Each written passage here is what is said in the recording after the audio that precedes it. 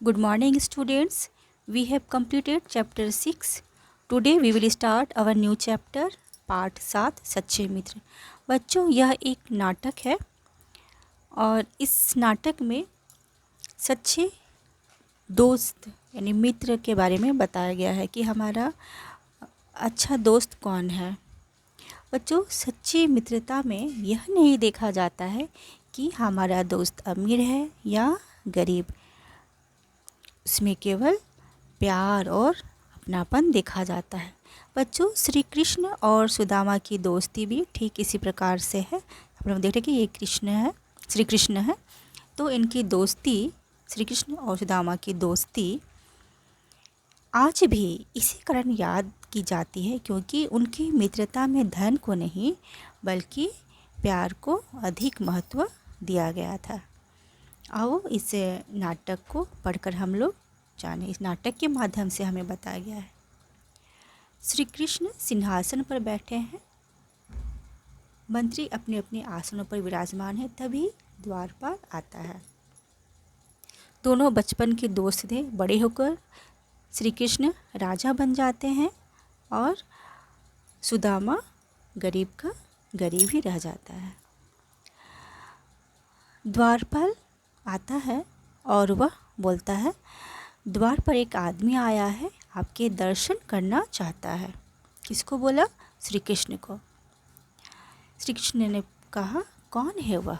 द्वारपाल बोला, महाराज, उसका शरीर दुबला पतला है और शरीर पर कपड़ों की जगह फटे पुराने चिथड़े पहने हुए हैं। न सिर पर पगड़ी है और न पैरों में जूते। ऐसा लगता है कि मानो पहली बार शहर में आया हो। श्री कृष्ण ने कहा, उसका नाम पूछा। द्वारपाल ने बताया, जी महाराज, वह अपना नाम सुदामा बताता है।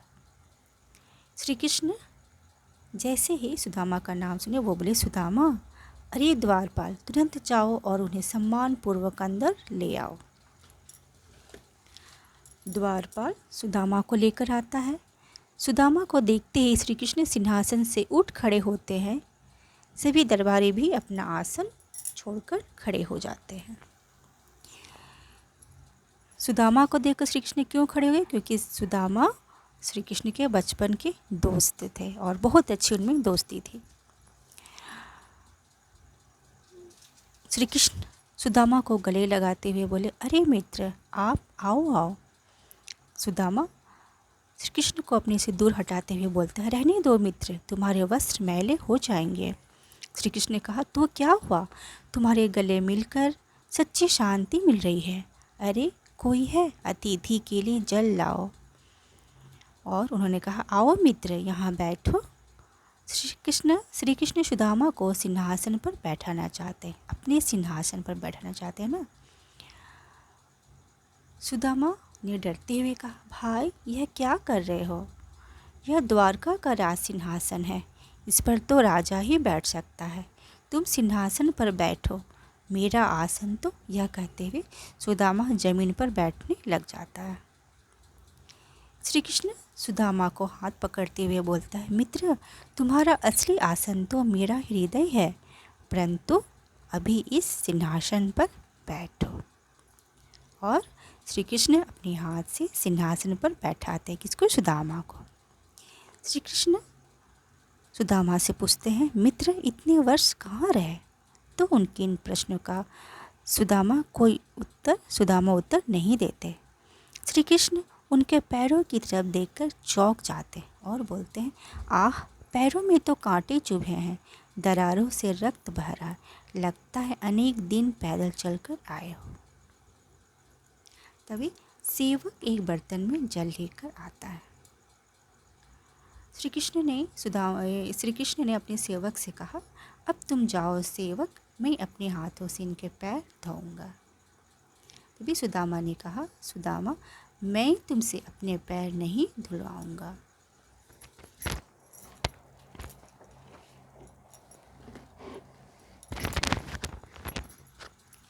श्री कृष्ण ने कहा, इसमें क्या बुराई है? तुम मेरे पुराने मित्र हो, आज तो अतिथि भी हो। परात में पैर रखकर धीरे धीरे धोते जाते हैं और उनकी आंखों से आंसू भी बह रहे हैं। सुदामा सिसकते हुए कहता है, तुम धनी हो मित्र, धनी होकर भी एक निर्धन मित्र का इतना सम्मान कर रहे हो।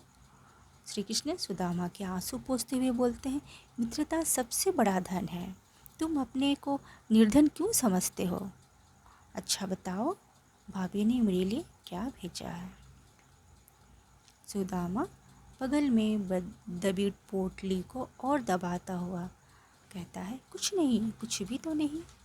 श्री कृष्ण ने कहा, ऐसा हो ही नहीं सकता। अच्छा, बगल में यह क्या दबा रखा है?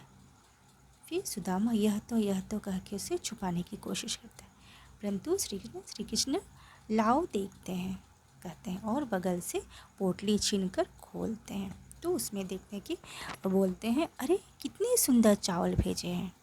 खाते हुए बोलते हैं, वाह कितने स्वादिष्ट हैं, ऐसा स्वाद तो मुझे कभी राजमहल के भोजन में नहीं मिला।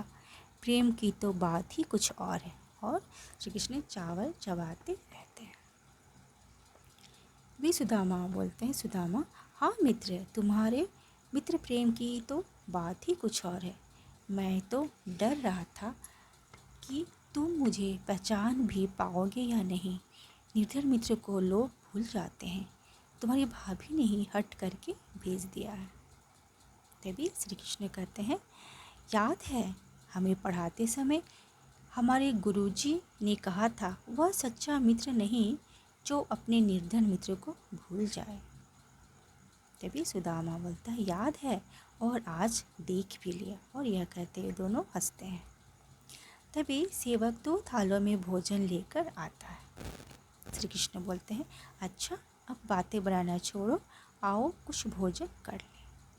सुदामा उठने लगते हैं, किंतु श्री कृष्ण उन्हें बैठाकर अपने हाथ से भोजन कराते हैं। बच्चों, हम लोग इस चित्र में हम लोग देख रहे हैं कि श्री कृष्ण अपने हाथों से सुदामा को भोजन करा रहे हैं। श्री कृष्ण बोलते हैं, मित्र तुम थके हो, अब कुछ देर विश्राम कर लो। विश्राम के बाद तुमसे ढेर सारी बातें करना है। अपनी सेविका से कहते हैं, इन्हें ले जाओ और मेरे शयन कक्ष में आराम कराओ। सेविका कहती है, जो आज्ञा महाराज। और इस प्रकार नाटक का पर्दा गिरता है। तो बच्चों, इस नाटक को पढ़कर हमने यह जाना कि श्री कृष्ण एक राजा होते हुए भी अपने विद्यालय में, जो स्कूल में जो साथ साथ पढ़ते थे, अपना उस दोस्त को नहीं भूला। और वो दोस्त इतना गरीब हो गया था, किंतु भी उसके शरीर पे कपड़े भी नहीं थे, गंदे थे, पैर फटे थे, किंतु फिर भी वो अपनी दोस्ती को बहुत ही अच्छा तरह से निभाया, क्योंकि उनके गुरुजी उन्हें पढ़ाते समय कहा था, वह सच्चा मित्र नहीं जो अपने निर्धन मित्र को भूल जाए।